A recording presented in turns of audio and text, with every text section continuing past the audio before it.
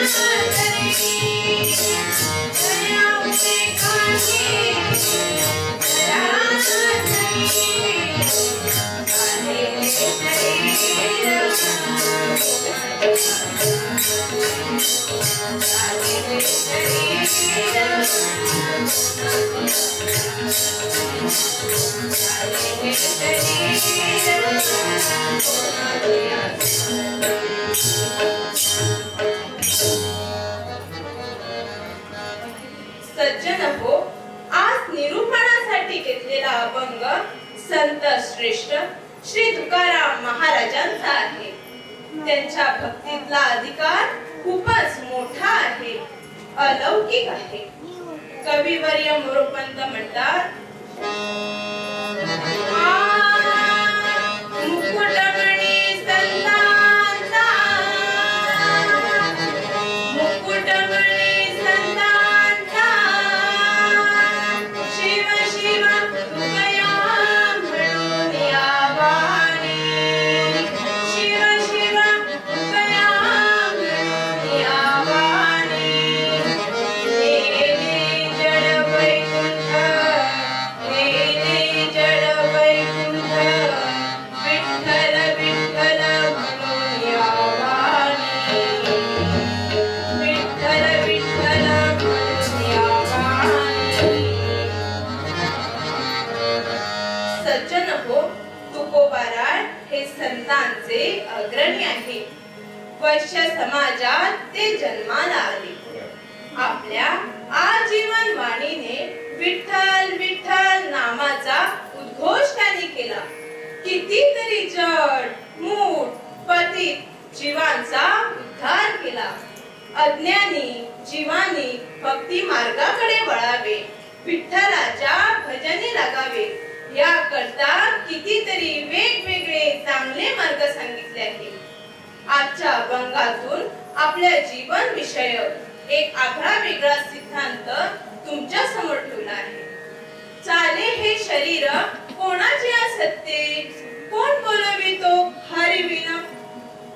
सज्जन हो, आपल्या शरीरावर आपले प्रेम असते. त्याला आपण सजवतो, मेकअप करतो. आपण चांगले कसे दिसू याचा प्रयत्न सर्वजण करतात. तरुणही करतात आणि म्हातारेही करतात. पण ज्याने हे शरीर आपल्याला दिले, जो हा आपला देह चालवतो, त्याच्याबद्दल आपल्याला काहीच माहित नसते.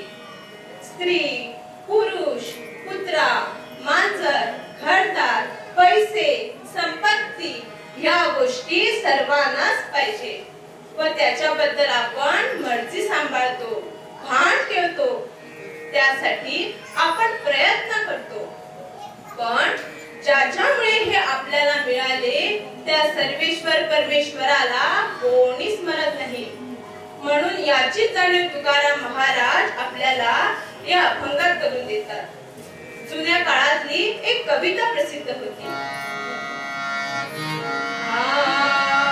डोळ्यांनी बघतो वनी पसरतो, पायी पदी चालतो, जिभेने रस चाखतो, मधुरली वाचे आम्ही बोलतो. हाताने बहुसार काम करतो, विश्रांती घ्यावया, घेतो झोप, सुखे फिरून उठतो. ईश्वराची कृपा, पंढरीनाथ महाराज की जय. देवाची कृपा आहे म्हणूनच तर या सर्व गोष्टी आपण उत्तम रीतीने करू शकतो. डोळ्यांनी बघतो, कानाने ऐकतो, जिभेने रस साधतो, वाणीने बोलतो, हाताने काम करतो, पायाने चालतो, झोपतो, पुन्हा उठतो. हे सर्व कुणामुळे? तर फक्त देवामुळेच. एवढे अनंत उपकार तुमच्या आमच्यावर कोणताही भेदभाव न करता केले आहेत. आपले संपूर्ण जीवन त्या ईश्वराच्या कृपेने चालते. संत तुकाराम महाराज सांगतात, त्या देवाला विसरू नका. विचार ही एक विलक्षण शक्ती असून तुमचे भले भले करण्याचे किंवा पूर्ण वाटोळे करण्याचे प्रचंड सामर्थ्य नुसते विचारात आहे. म्हणून विचार बदला, नशीब बदले, मनस्थिती बदला, परिस्थिती बदले.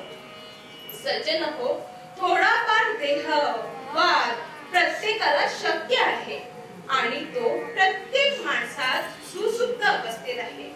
All can't be great but all can be good अशा इंग्रजी म्हणीप्रमाणे आपण वागले पाहिजे. हे सर्वात महत्त्वाचे आहे. या शरीराच्या देहाच्या माध्यमातून आपण देवाला शरण जाऊया. सज्जन हो, मानवी शरीर हे एक परम आश्चर्य असून ते एक उत्कृष्ट असे वरदान आहे. याची जाणीव बहुतेकांना नसते. What a piece of work is man, the beauty of the world and a paragon of animal, असे एका इंग्रजी लेखकाने यथार्थ म्हटले आहे. सज्जनहो, या शरीराच्या देहाच्या 3 अवस्था पहा. एक, जागृती अवस्था म्हणजे जागेपणाची अवस्था. दुसरी, सुषुप्ती अवस्था व तिसरी, स्वप्न अवस्था. या 3 अवस्थेमध्ये माणसाचे आयुष्य व्यतीत होते. जागृती अवस्थेमध्ये आपल्याला बाह्य जगाची जाणीव ज्ञानेंद्रिये, मन, बुद्धी याच्यामुळे राहते. म्हणजे आपण हिंडतो, बरे वाईट धंदे करतो, काम करतो, हे सर्व जागृत अवस्थेत. दुसरी, सुषुप्ती अवस्था. या अवस्थेत आपल्याला कशाची जाणीव नसते, ज्याला स्वप्नरहित शांत झोप म्हणता येईल. याच्या उलट स्वप्न अवस्था हा केवळ मनाचा खेळ आहे. यात मनच बाह्य जगातील काल्पनिक अवस्थेत रममाण होते.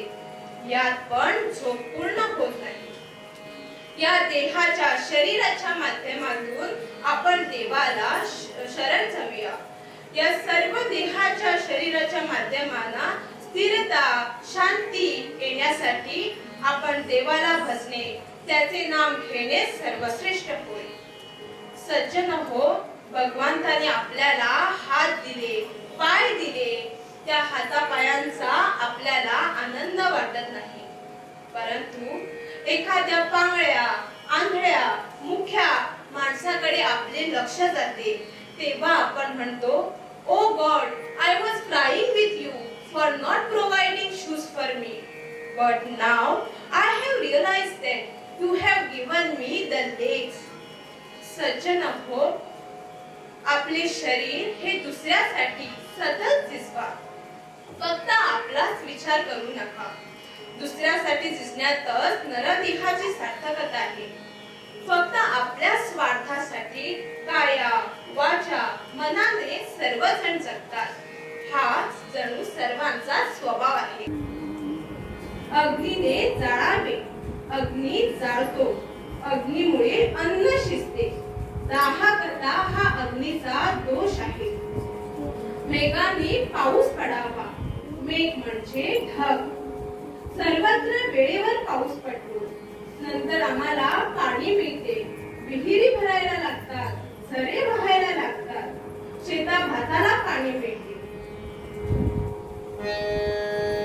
पर्वती वैसागा नसनावी, समुद्री रेखान ओलांडावी, पृथ्वीया भोवते वाहावी, ती आज्ञा माझी.